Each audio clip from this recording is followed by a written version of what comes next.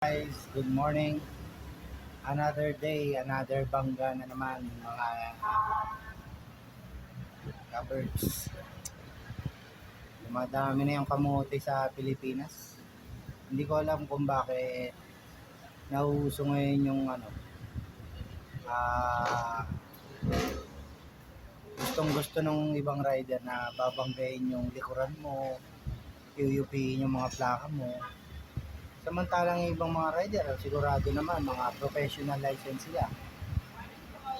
Pero paano sila nagka-lisensya na hindi nila alam yung exam sa LTO na pag may sinusundan kang isang sasakyan, isa o higit pa, siguro mga dalawang sasakyan ang pagitan. Bakit kaya nila sinasama yun sa mga ganun?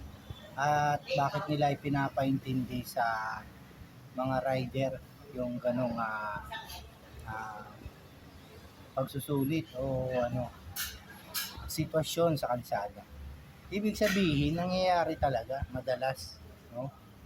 So kung ikaw isang driver, bakit ka bubuntot dun sa isang sasakyan na alam mong pwedeng biglang magpreno?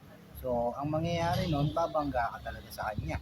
So sino mga may kasalanan nun? Yung nasa unahan mo o ikaw na alam mo yung pwedeng mangyari?